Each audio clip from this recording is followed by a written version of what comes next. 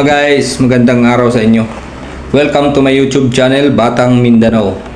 For today's video po ay maglilinis po tayo ng swimming pool at ituturo ko po sa inyo ang pag-ooperate ng sand filter step by step.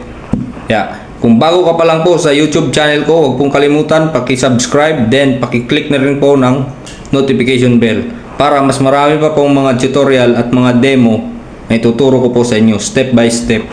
Tara, let's go! Meanwhile,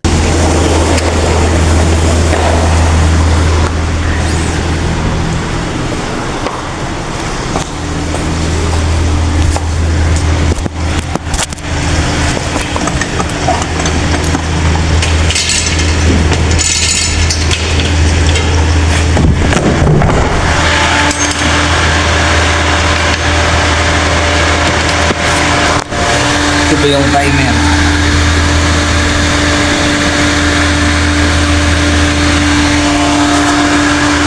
Then, baba tayo sa basement. Ito po yung pinalitan natin yung bagong motor. So, okay po. Yung filter malinis. Yung tagahigop ng tubig kapag may mga leakage. Yan. Tayo muna natin. Ito yung filter tank, pressure tank filter. So, ganito to siya, guys. Dapat alam mo yung unang-unang hanapin mo yung switch. And then ito yung breaker switch para kung nag-ayos ka dun sa taas sa may timer, patayin mo dito. At kung baguhan ka at ganito na-assemble na yung ng swimming pool, bago ka palang maglilinis, dati nang gumagana. Ito po yung meron po ito siyang 2, 4, 6, 6 na na set na kahit isi-set mo siya katulad nito, filter, kasi gumagana sa kanina. And then kapag isinet mo to ng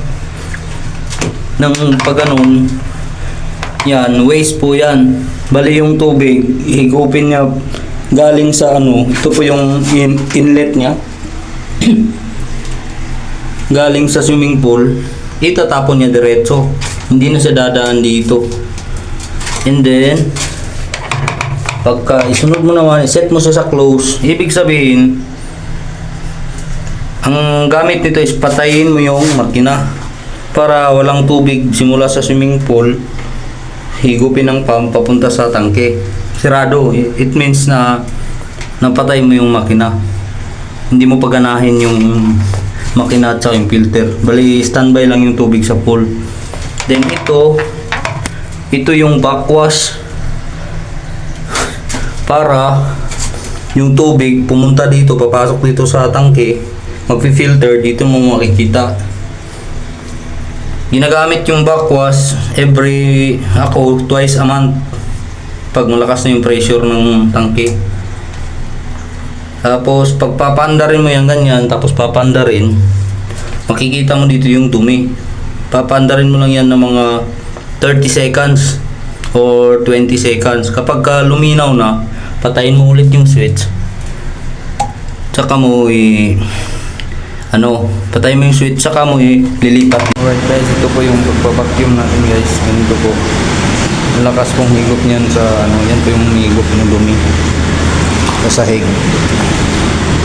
Malakas pong higop niyan kasi gumagana po yung pump.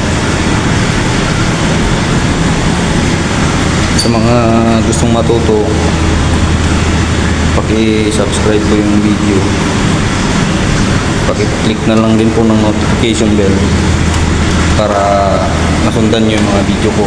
Kasi marami rin pong gustong matuto nito about maintenance, kasi talent din to, guys. Pwede kayong mag-abroad dito, pwede kayong mag-abroad kahit saan kung paglilinis ang swimming pool lang kailangan. Mas maganda yung nagka-idea na kayo para hindi na mahirap. Kasi ako, dito lang din ako natuto nanood sa YouTube.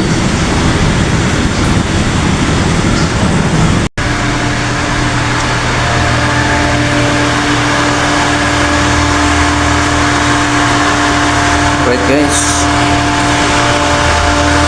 balik na po tayo dito sa basement. Tapos po tayo nag-vacuum. So ganito po ang step. Pag tapos na po tayo sa vacuum, Tayin po natin ulit yung switch. and then buksan natin yung skimmer, yung higop niya sa gilid. Yan. Yung sa kabila. Ito. Buksan po natin to, yung main drain. So, yung vacuum naman is kailangan nakapatay yan. Hindi pwedeng nakahigop kasi hindi nakahigop dun sa wall, dun sa butas dun sa wall kung nakahigop yung vacuum kasi ito ang pinakamalapit. Magaan sa kanya yung tubig. Kailangan nakapatay ito para higupin niya pati yung mga dumi mapilter ng mabuti. Papatayin natin to. Okay? Ito lang guys, ito always steady lang po ito. Ito po yung return. Balik dun sa swimming pool. Ganyan lang po guys. Balik na natin andar. I-demo ko po sa inyo sa susunod kung paano po gamitin yung backwash sa next video. Abangan po.